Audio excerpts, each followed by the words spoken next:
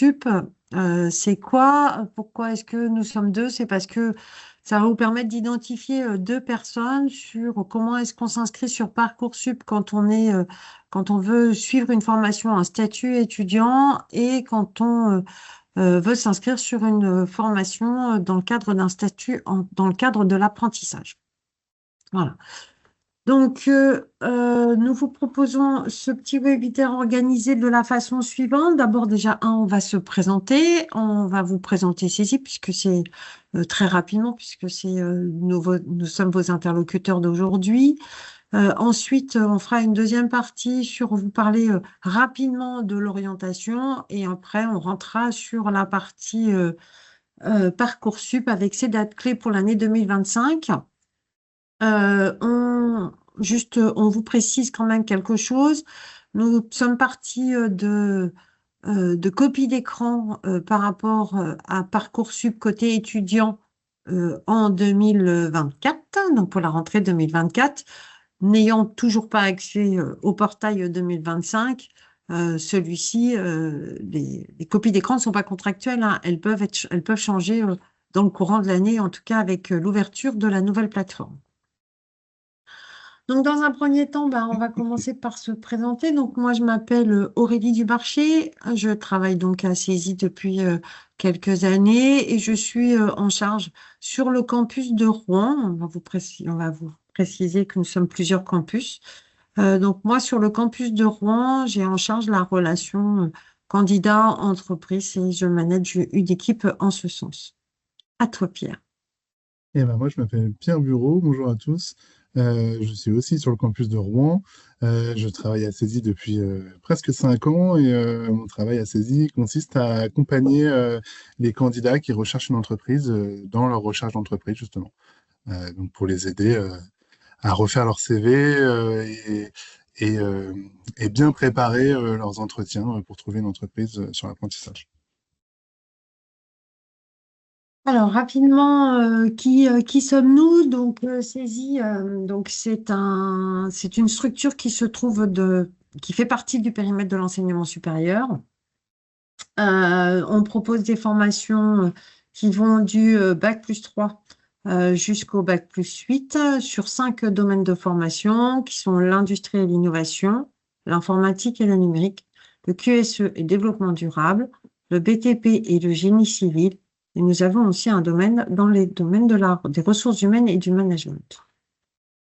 On est positionné sur 25 campus en France. Donc, vous avez ici la carte de France. Donc, vous voyez, ça vous permet, quel que soit le lieu d'habitation où vous résidez, vous trouverez le campus et le CESI le plus proche de vous. Et nous sommes organisés en programme. Donc, nous avons déjà le programme Grande École. Dans les grandes lignes, c'est le cursus ingénieur. Voilà. Nous avons des bachelors de spécialité, des bachelors de grade de licence. Donc, les bachelors grade de licence sont des bachelors qui sont habilités par la commission des titres d'ingénieur. Et nous avons aussi des bachelors passerelles ingénieurs. Ces bachelors peuvent permettre pour un certain nombre de pouvoir continuer dans le cadre des masters professionnels. Donc, d'où le programme Masters professionnel. Les masters spécialisés sont des formations qu'on ne va pas parler aujourd'hui puisque sont post-bac+5. Le programme exécutif essentiellement destiné aux salariés et aux demandeurs d'emploi. Le programme doctorant, bien sûr, pour pouvoir initier une thèse. Et puis, bien sûr, nous avons les programmes internationaux. Voilà, donc avant de vous parler de Parcoursup, d'abord, il y a une chose qui est très importante, c'est l'orientation. Donc, en quelques mots, sur l'orientation, c'est la rencontre d'une personne avec un métier, c'est bien se connaître, d'accord, savoir ce que l'on souhaite, et puis par rapport à un certain nombre de métiers. Alors, il faut savoir qu'aujourd'hui, on connaît tous, en tout cas, on a une vision des métiers qui sont dans le monde professionnel, mais il y a une étude qui est sortie où 85% des emplois de 2030 n'existent pas encore aujourd'hui. Donc, effectivement, il y a quand même un certain nombre de personnes, ou en tout cas de jeunes, d'étudiants, qui vont peut-être se projeter sur les métiers de demain. qui ne sont encore pas identifiés. Donc, le bon réflexe, hein, c'est un métier, donc essayer de découvrir les métiers, c'est une personne, donc c'est déjà apprendre à se connaître et le, je dirais la rencontre entre les deux, ça permet d'identifier un peu son orientation. Donc, il faut savoir se questionner. Donc, si vous pouvez accompagner vos jeunes, ce que vous pouvez faire, c'est déjà les aider à se questionner. Et puis, il y a des personnes qui sont identifiées. Alors, j'en vois une qui est dans la salle avec nous, qui s'appelle Emmanuel Papaïs, qui accompagne aussi les étudiants pour pouvoir se questionner et se poser les bonnes questions. Donc, d'abord, qui ils sont, hein, pour qu'ils puissent essayer de s'identifier, qui connaissent leurs compétences. Alors, c'est vrai, quand on est jeune et qu'on n'a pas d'expérience professionnelle, les compétences, c'est pas toujours évident à mettre sur papier. Euh, Qu'est-ce qu'ils aiment? Voilà, où est-ce qu'ils se sentiraient bien et quelles sont leurs passions et leurs envies. Et à côté de ça, vous avez un certain nombre d'outils qui sont mis à votre disposition. Vous avez des outils, effectivement, il y a déjà des salons qui sont mis en place, comme l'étudiant Studirama, qui présente aussi un certain nombre de métiers.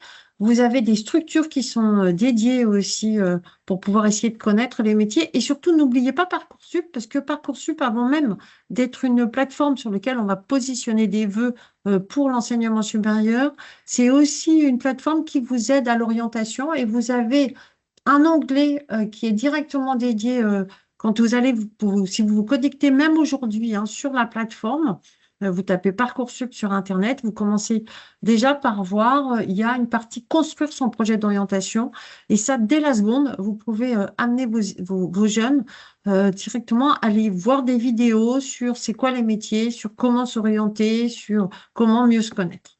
Donc ça, n'hésitez pas à aller le faire et ça peut se faire dès la seconde, hein, puisque on commence à leur demander de travailler dès la seconde sur leur choix de spécialité pour la première et la terminale. Donc n'hésitez pas à le faire très en amont si vous avez des jeunes avec vous. Voilà, donc on va rentrer dans le vif du sujet sur Parcoursup. Alors Parcoursup, c'est une plateforme qui fait beaucoup stresser les parents, qui fait aussi beaucoup stresser les jeunes parce qu'elle est cadencée avec des dates et ce sont des dates à ne pas oublier.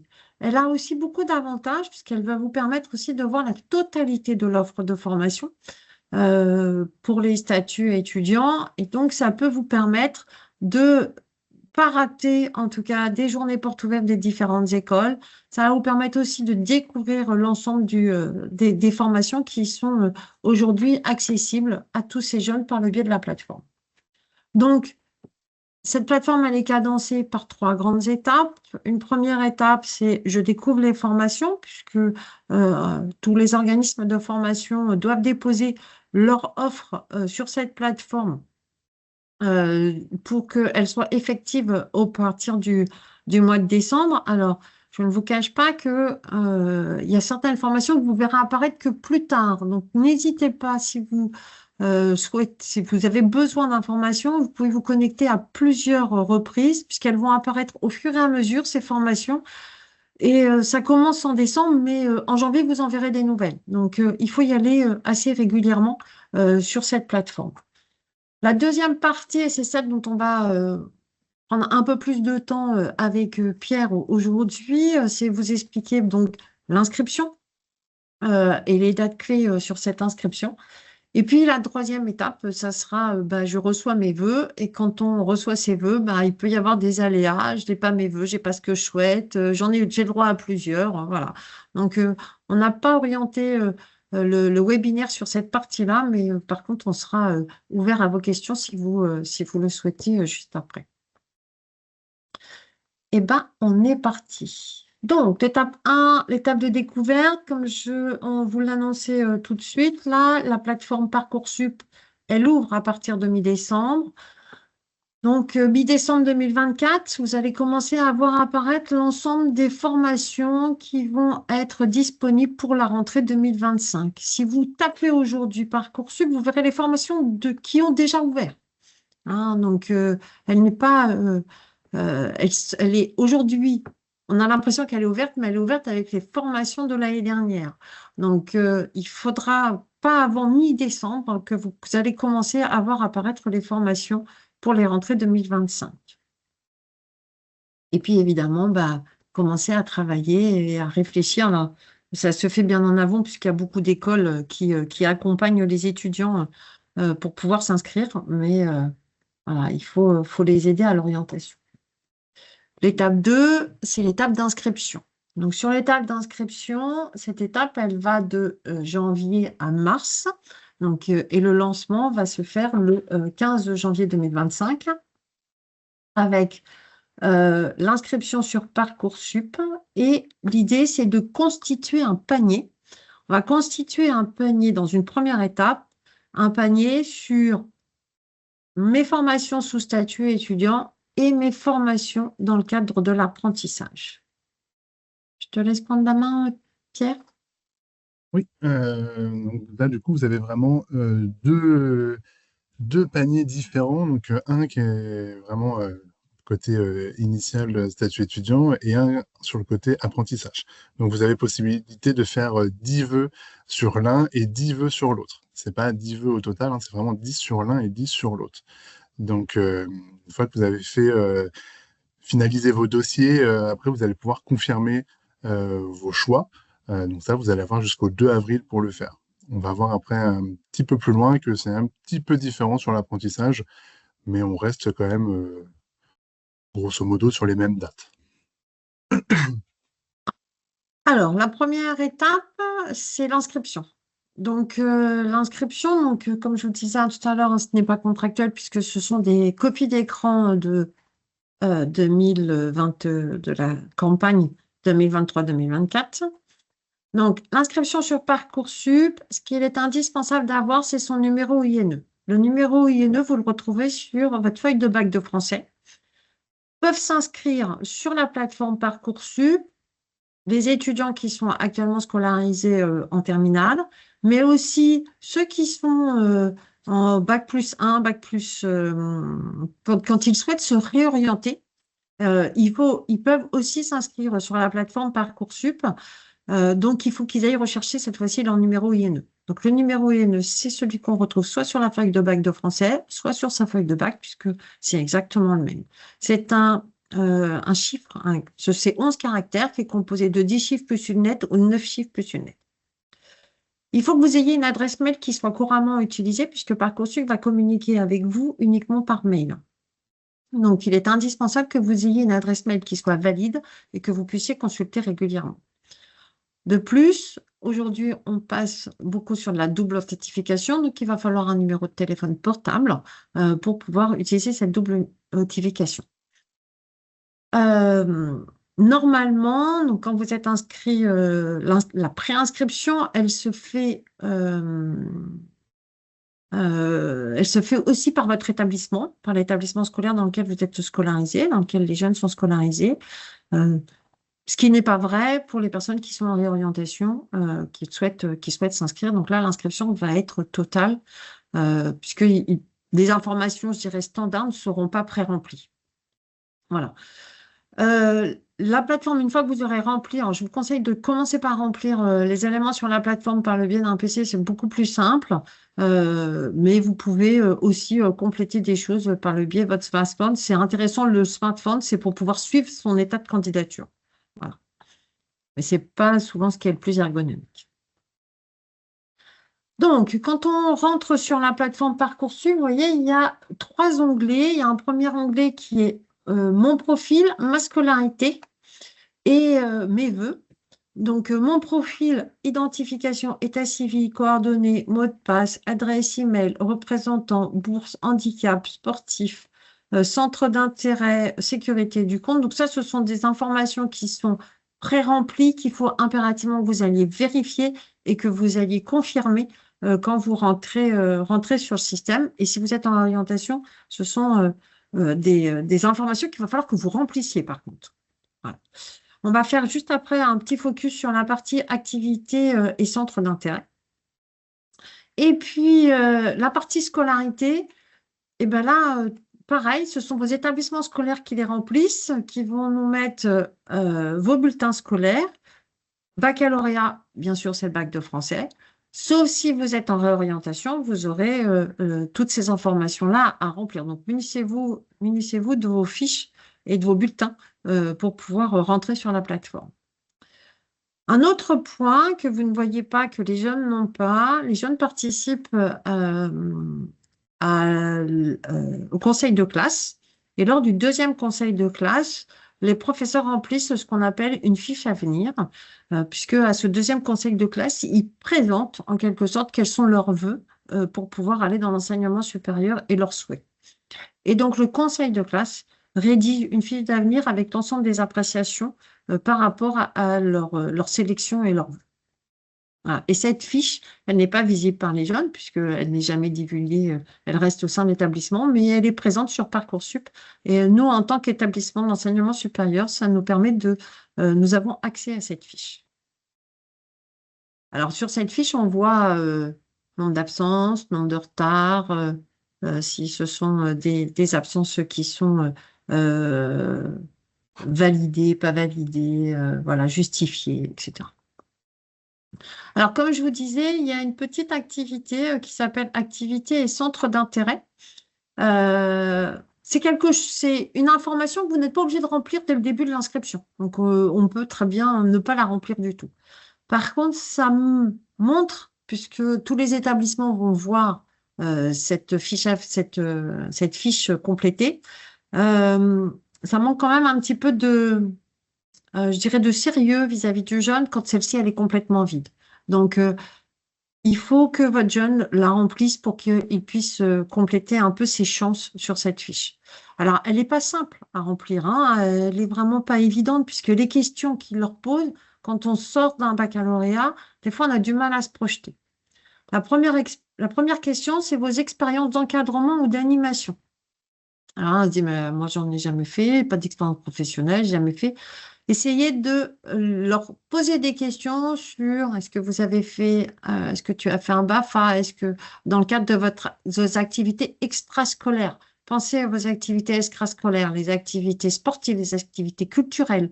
Ils peuvent être amenés à avoir encadré des jeunes sur une activité à l'extérieur, avoir participé à un déplacement. Donc tout ça, ce sont des expériences que vous pouvez faire remonter. Aussi les expériences que vous avez pu faire à l'étranger. La deuxième question, c'est l'engagement citoyen ou bénévole dans une nation ou un autre cadre. Peut-être que votre jeune a été au bureau des élèves. Le bureau des élèves, ils ont été délégués de classe, se sont investis au sein de l'école pour pouvoir justement, je sais pas, nettoyer la salle, nettoyer la classe, nettoyer les cours, aller faire. Il y a des établissements qui proposent aussi des nettoyages de plage. En Normandie, on n'est pas trop concerné, mais quoique. euh, voilà, donc il y a plein de choses qui peuvent être faites dans le cadre de l'engagement citoyen. Dans les associations sportives aussi, ils ont pu entraîner des jeunes, ils ont pu participer à de l'arbitrage. Voilà, il y a plein de choses qu'ils peuvent essayer de faire. Culturel, de la même façon, se sont investis dans des cours de théâtre, des cours de musique, etc. Et puis, ils ont pu participer à d'autres associations hein, diverses et variées qui peuvent être mises en place par votre mairie, qui peuvent être mises en place par votre métropole. Ils peuvent aussi être scouts et toutes ces interventions et ces engagements, ce sont des éléments que vous pouvez faire remonter directement dans cette partie de la plateforme. La troisième question qui est posée, c'est vos expériences professionnelles ou stages. Alors, bien que le stage de seconde, vos jeunes n'en ont peut-être pas bénéficié, mais en tout cas, ils ont systématiquement fait un stage en troisième. Et donc, ce stage de troisième, il est à valoriser. C'est le meilleur endroit pour pouvoir le valoriser. Les jobs d'été, peu en ont fait, mais en tout cas, le stage de troisième, c'est sûr. Et dans le cadre de ce stage de troisième, on va identifier, on ne va pas dire que ça nous a plu ou que ça ne nous a pas plu, c'est justement valoriser cette expérience sur qu'est-ce que vous avez appris, la relation avec le public, l'animation d'équipe, l'environnement dans lequel vous étiez, si c'était une industrie, si c'était une entreprise de service. Il y a plein de choses que les jeunes peuvent mettre dans cette partie-là. Et puis la dernière question, c'est l'ouverture au monde. Alors l'ouverture au monde, eh ben, on parle effectivement et très souvent de ces attraits pour la culture étrangère, donc, et ces voyages à l'international, mais pas que, hein, la culture au monde, elle peut aussi se faire, et on a beaucoup de jeunes dans le domaine de l'informatique, où la culture au monde, elle se fait aussi par Internet, elle se fait aussi par des jeux vidéo, elle se fait aussi par un certain nombre de réseautages qui peut se faire par le web. Il faut pas l'omettre parce que ça peut être quelque chose qui peut être intéressant. On a de plus en plus de jeunes qui, pour pouvoir participer à certaines réunions en distanciel, de ce fait, sont obligés de pratiquer des langues étrangères. Et donc, ce sont des éléments qui peuvent être valorisés quand ils participent à certaines associations via le web. Voilà. Pierre, tu veux peut-être rajouter quelque chose sur cette slide? C'était très clair, donc on va pouvoir passer à la suivante. Eh bien, ça marche. Je passe à la suite. Donc, une fois qu'on a rempli tout ça et qu'on a fait cette première étape, auquel vous pouvez y retourner autant de fois que vous voulez, hein. Surtout, n'hésitez pas, s'il y a des éléments complémentaires, par exemple, vous n'avez pas eu votre document pour la partie bourse, vous pouvez y retourner aussi à ce moment-là, hein. C'est pas une fois qu'on l'a rempli, on a passé et ça s'arrête, hein. On peut y rentrer autant de fois qu'on veut. Donc, vous rentrez sur un tableau de bord. Sur ce tableau de bord, vous voyez que sur la première partie du tableau de bord, c'est marqué vœux en apprentissage. On va vous faire un focus sur chacune des pages. La troisième page qui s'appelle préférences et autres projets. Alors, surtout, n'omettez pas de la remplir puisque si le jeune est inscrit dans aucune école à la fin du processus de Parcoursup, et Parcoursup est là aussi pour l'accompagner et pour pouvoir l'aider à trouver des solutions et répondre à ses besoins. Donc, ça, c'est une étape importante. Et l'année de césure, des fois, on a des jeunes qui post-bac décident soit de faire une année volontaire, soit pour des raisons X qui leur sont propres, décident de passer une année sans scolarité. Mais ils vont quand même faire quelque chose, donc c'est le moment de pouvoir l'écrire. Aujourd'hui, on ne va pas s'attarder à ça, on va s'attarder uniquement sur la partie vœux et vœux en apprentissage. Donc, effectivement, quand on va sur la partie vœux, voilà ce qu'on trouve. Quand on va sur la partie apprentissage, voilà ce qu'on trouve. Les deux tableaux de bord, là, tout de suite, sont vides. Et donc, on va vous expliquer comment est-ce qu'on fait pour les rentrer. À toi, Pierre, je te laisse. Tu me Alors, diras quand tu veux que je change de slide. et ben, dès maintenant, tu peux y aller. Donc, pour les vœux en apprentissage, on a quelques phases clés. Donc, on a vu que les vœux, on pouvait les faire dès le mois de janvier. On va pouvoir commencer à faire ses vœux. Et ensuite, ce qu'il faut savoir, c'est que les vœux, on va pouvoir les faire jusqu'à mi-septembre. Alors, évidemment, plus on candidate tôt, plus on est rendu admissible tôt, et donc plus on peut être accompagné à la recherche d'entreprise tôt dans l'année. Donc, on va vous conseiller de ne pas attendre le mois d'août, septembre pour faire des vœux, parce que là, ça va être un petit peu tard.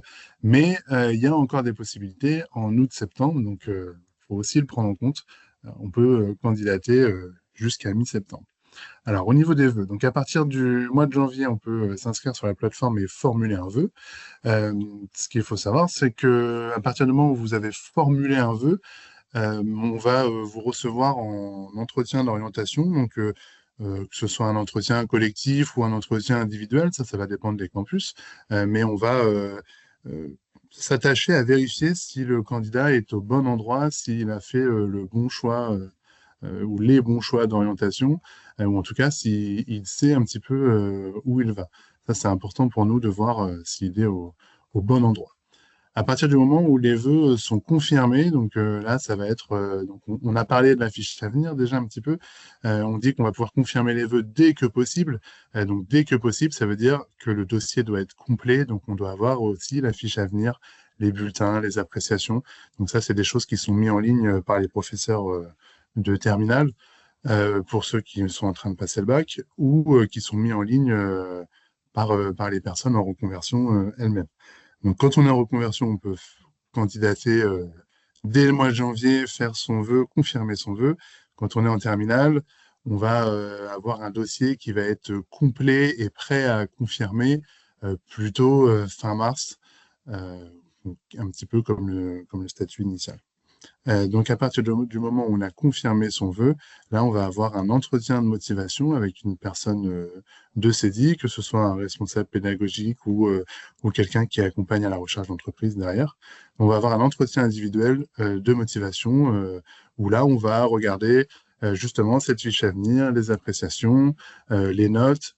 On va quand même faire un gros focus sur les appréciations, puisque demain, bah, sur l'apprentissage, vous allez où les jeunes vont aller travailler en entreprise.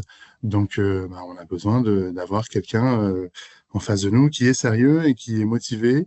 Et on sait que la personne va aller en entreprise et va suivre la formation sans problème. Une fois qu'on est rendu admissible, on parle d'admissibilité. Donc, on est admissible sous réserve de trouver une entreprise. Donc, c'est là que CEDI va vous accompagner à la recherche d'entreprise en vous aidant à refaire votre CV, en faisant des simulations d'entretien, en envoyant votre CV auprès des entreprises partenaires. Mais là, on parle bien d'admissibilité sous réserve de trouver une entreprise. C'est pour ça que bah, plus on candidate tôt, plus tôt on est accompagné pour trouver une entreprise. Tu peux passer, s'il te plaît. Alors, pour rechercher une formation, sur la plateforme Parcoursup, vous avez un moteur de recherche où vous allez pouvoir rechercher une formation, une filière, un diplôme. Vous allez cliquer directement dans le moteur de recherche et inscrire des mots-clés qui vont vous faire ressortir des formations, que ce soit une formation CEDI ou autre. Vous allez trouver des formations par le biais du moteur de recherche. Alors, si on va sur la slide qui est juste après. Donc là, on a un exemple de formation, donc une formation en responsable de chantier auprès de CESI. Donc, une fois qu'on clique sur cette formation, on va pouvoir découvrir la formation, on va pouvoir cliquer sur d'autres onglets pour comprendre les critères d'analyse d'une candidature, pour avoir les modalités de candidature, accéder aux chiffres de la formation, et on va même pouvoir cliquer sur un onglet pour entrer en contact et échanger directement avec l'établissement. Donc ça, c'est une fiche. Donc pour toutes les formations de saisie, vous allez avoir ces infos-là, et aussi pour d'autres formations, quand vous allez les ouvrir, vous aurez l'ensemble des informations nécessaires à la candidature. Vous allez pouvoir ajouter la formation à des favoris. Donc, le fait d'ajouter la formation à des favoris va déclencher une invitation aux journées JPO, aux journées portes ouvertes. Donc, si vous voulez être invité aux journées portes ouvertes, vous pouvez mettre les formations en favoris. Donc, pour ça, il va falloir cliquer sur le petit cœur qui est en haut à droite. Et une nouveauté en 2025, vous allez pouvoir ajouter au comparateur les formations. Donc, vous allez pouvoir comparer les formations directement avec des données suivant les écoles et les formations. Donc, quand vous cliquez sur une formation, vous avez une présentation qui est quand même assez complète. Vous allez retrouver les débouchés, ce qu'on fait dans cette formation. Donc, vous avez quelque chose qui est assez complet et aussi sur lequel nous, on va s'appuyer derrière lors des entretiens de motivation pour voir si la personne est vraiment intéressée par la formation. Normalement, vous avez beaucoup d'informations sur cette fiche-là. On peut passer. Merci. Alors, du coup, là, on a le tableau de bord vœux en apprentissage. Donc, c'est ici qu'on va retrouver les vœux que nous avons effectués. Les vœux, on peut avoir une information, comme là, l'exemple qui est mis, c'est un dossier incomplet ou non confirmé. Donc, quand on ajoute la formation euh, à nos favoris ou lorsqu'on veut candidater, euh, quand on clique sur la formation, pour l'instant, on va juste la mettre dans notre panier, mais on ne va pas encore avoir confirmé le vœu, ça veut dire qu'on ne va pas encore candidater. Pour ça, il va falloir aller cliquer sur la formation pour pouvoir vérifier si notre dossier il est complet et pour pouvoir dire oui, je veux confirmer ce vœu et je veux candidater à la formation. Là, sur cet exemple-là, on voit par exemple que le dossier est incomplet ou non confirmé. Ça veut dire que potentiellement, il reste encore des pièces à ajouter à notre dossier et ou juste confirmer le vœu. Ça, on va le voir dans la slide de juste après. Donc là, par exemple, on peut voir sur le vœu que bah, on peut en haut le confirmer. Donc là, une fois qu'on clique sur confirmer, qu'on met oui, ça veut dire que bah, on veut candidater à la formation. Donc ça va déclencher derrière tout ce qui est entretien individuel et ce qui va mener jusqu'à l'admissibilité. On peut aussi supprimer son vœu si finalement on ne veut pas le faire. Et on peut aussi voir bah, ce qu'il nous reste à compléter. Donc bah, là, par exemple, une lettre de saisir la lettre de motivation.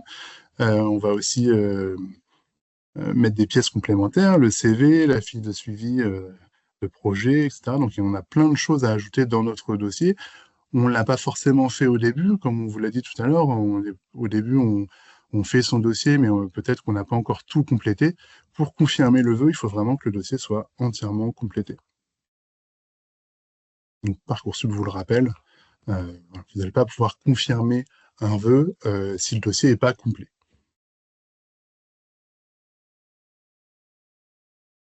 On n'a pas de ton micro branché, là.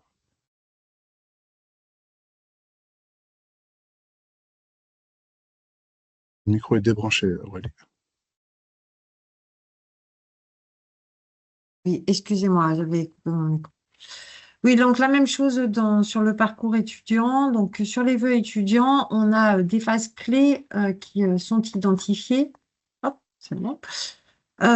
Sur les phases clés, euh, on a dit ouverture de Parcoursup au mois de décembre. On commence à rentrer les vœux au 15 janvier. Il faut savoir que le panier, il faut que vous fassiez le panier le plus important possible jusqu'au 13 mars. C'est-à-dire qu'à partir du 13 mars, il n'est plus possible de rajouter des vœux dans le panier.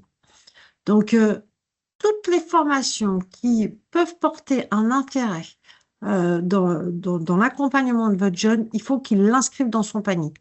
Après le 13 mars, il a la possibilité de compléter, de confirmer, voire même de supprimer un vœu, mais par contre, il ne peut plus en rajouter. Et ça, c'est quelque chose de très important puisqu'on a l'impression que la date de fin de la confirmation des vœux est le 2 avril.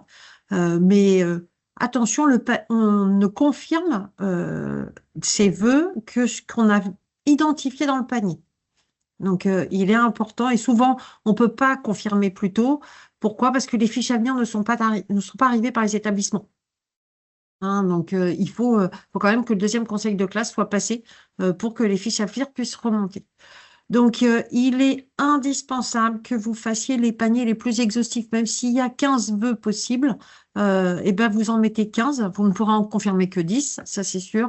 Mais par contre, il faut mettre le plus d'écoles possible dans son panier avant le 13 mars. J'insiste beaucoup parce que c'est souvent la problématique que l'on rencontre. Et après, la seule solution qu'on a, c'est la phase complémentaire, c'est-à-dire de pouvoir repostuler dans l'école de son choix qu'à partir du mois de juin.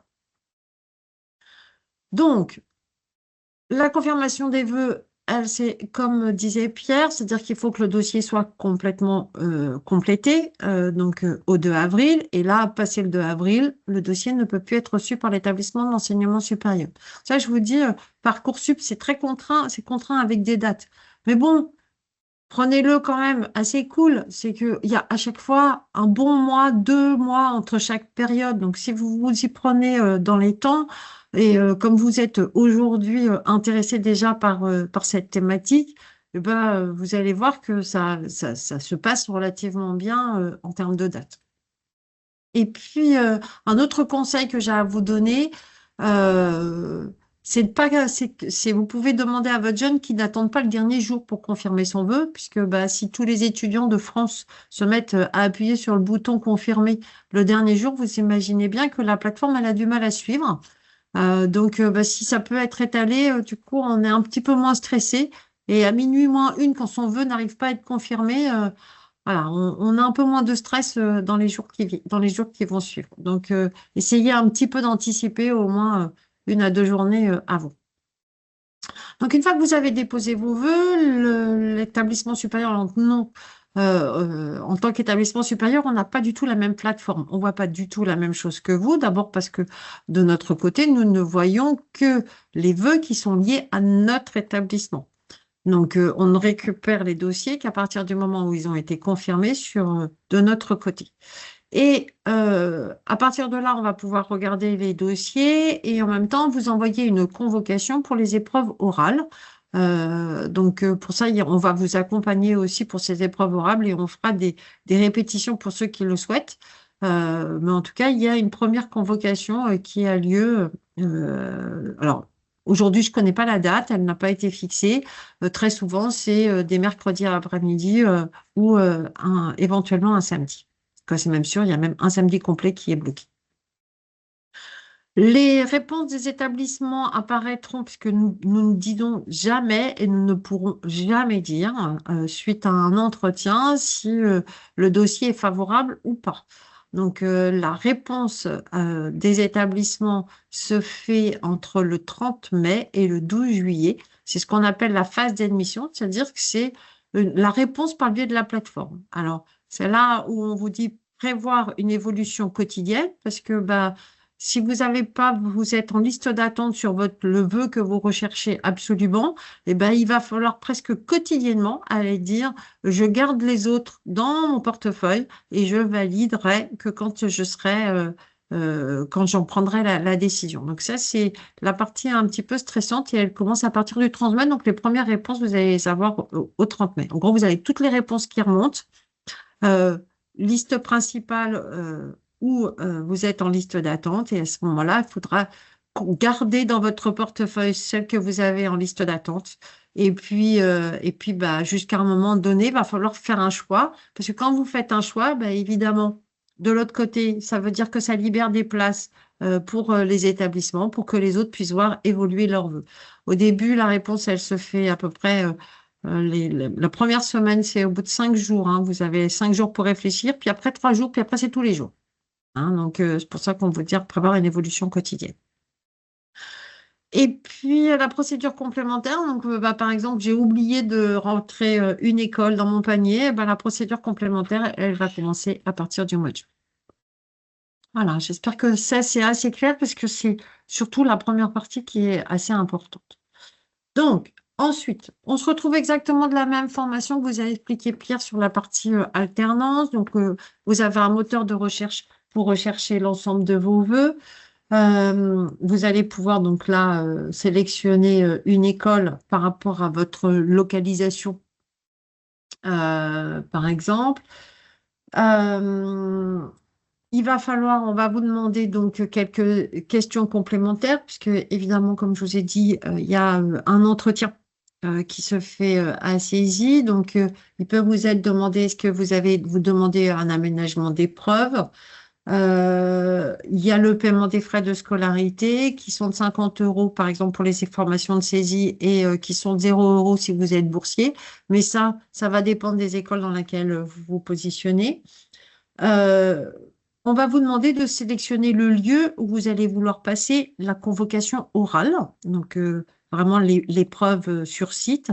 Je vous donne un exemple. Vous habitez aujourd'hui sur Caen, mais vous savez que vous allez déménager sur Rouen.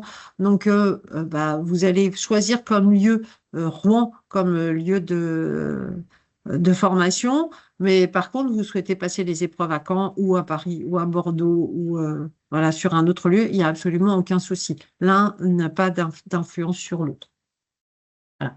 Et on a cette notion de sous-vœu. Alors, c'est vrai que le sous-vœu, ça veut bien dire que c'est un sous-vœu, donc ça veut dire que on est bien sur un seul et unique choix d'école. Donc, quand vous choisissez, par exemple, saisie sur l'école d'ingénieur, c'est un seul et unique vœu. Et derrière les sous-vœux, ben, je vais prendre le site de Rouen, le site de Bordeaux, le site de Toulouse, le site d'Angoulême. Voilà, vous pouvez en prendre plusieurs sous-vœux directement dans le cadre de l'école d'ingénieur, puisque c'est une école nationale. Et donc, automatiquement, ça va s'insérer sur votre liste. Vous les voyez en dessous. Cette notion de sous-vœu apparaîtra automatiquement, mais ça compte bien que pour un seul et unique vœu. Voilà, alors je vous rappelle, hein, ici on voit bien marqué 14 mars, mais non, non, pas du tout. Pas 14 mars, hein, c'est bien le 13 mars 2025. Je suis sur des copies d'écran de l'année dernière. D'accord? Et donc, il faut que votre liste de vœux soit faite pour le 13 mars. D'accord? Sachant que vous avez jusqu'au 2 avril pour confirmer. Voilà un petit peu ce que l'on pouvait vous dire sur la partie inscription. C'est juste les dates qui sont un peu stressantes, mais si vous l'anticipez bien, si vous allez voir régulièrement vos journées portes ouvertes et que vous posez les bonnes questions, vous allez pouvoir le faire de façon tout à fait sereine et relativement décontractée. Alors, une fois qu'on vous a dit tout ça, et comme je vous disais, effectivement, Saisie accompagne. Et Saisir accompagne sur les étudiants euh, tout au long de de ces phases clés. Des gens de décembre à avril, pour mieux connaître l'école, vous avez des journées portes ouvertes, on organise des webinaires, on met en place des journées d'immersion, on fait aussi des entretiens pour pouvoir vous accompagner. De mai à avril, on met en place ce qu'on appelle les clés de la réussite, c'est-à-dire bien préparer son projet motivé, sa lettre de motivation, encore. Donc, c'est en quelque sorte pourquoi je choisis cette école-là. Et puis, sa préparation à l'oral. Et donc, là aussi, c'est pareil, on fait des entraînements. Et puis, donc, on vous accompagne vraiment tout au long de l'année. Dans le cadre de l'alternance, c'est un petit peu différent parce qu'il faut trouver une entreprise. Rapide-toi, Pierre.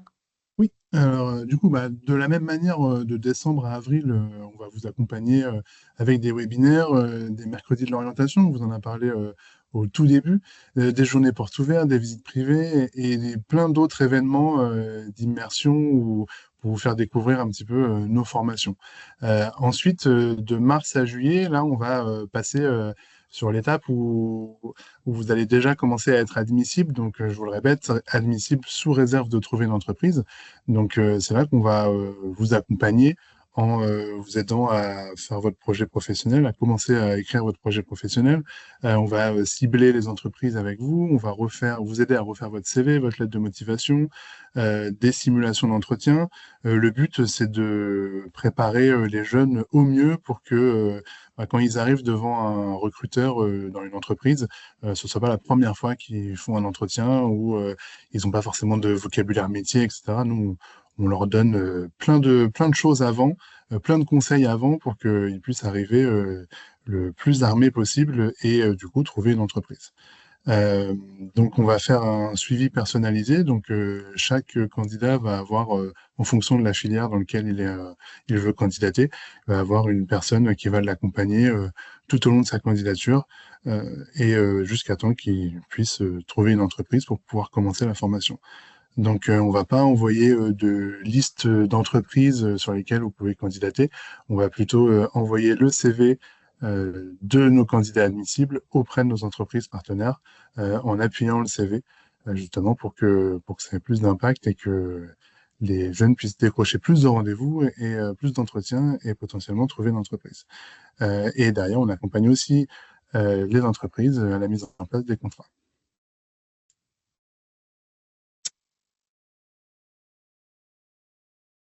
Alors, sur Parcoursup, on a plusieurs formations qui vont être accessibles sur l'apprentissage. Alors, rappelez-vous, on en a parlé au début, que l'ensemble des formations ne seraient peut-être pas en ligne dès le mois de décembre. Ça va arriver peut-être au compte-gouttes, mais ce sont ces formations-là que vous allez pouvoir trouver sur l'apprentissage, sur Parcoursup. Donc, sur l'industrie et innovation, on va avoir le bachelor responsable performance industrielle. Sur bâtiment, travaux publics et génie civil, on va retrouver le diplôme responsable de chantier. Sur l'informatique et numérique, on va avoir le diplôme gestionnaire en maintenance et support informatique, ainsi que les bachelors concepteur développeur informatique et administrateur système réseau. Sur le management et ressources humaines, on va avoir le bachelor chargé des ressources humaines. Et enfin, sur la qualité, sécurité, environnement et développement durable, on va avoir le bachelor responsable qualité, sécurité, environnement. Et sur le statut étudiant, donc en formation initiale, hein, vous allez avoir effectivement le cycle préparatoire, le cycle d'ingénieur qui va être présenté, que vous allez retrouver. Et puis vous allez aussi retrouver des bachelors grade de licence, puisque ces bachelors grade de licence, alors en fonction des cursus, en fonction des métiers préparés, ça peut être une année en statut étudiant, 2 ans suivi de 2 ans en apprentissage, ou 2 ans statut étudiant suivi de une année en apprentissage. Donc là, je vous conseille d'aller voir directement sur Parcoursup ou de vous renseigner auprès des journées portes ouvertes pour pouvoir voir un peu l'ensemble de ces bachelors grade de licence. Euh, Par exemple, moi, je suis sur le campus de Rouen. Vous en avez un qui est dans le domaine de l'intelligence artificielle. Voilà, ben écoutez, on espère avoir répondu. En tout cas, vous avez fait un petit panorama de l'ensemble de Parcoursup avec le rappel du calendrier ici sur cette dernière page.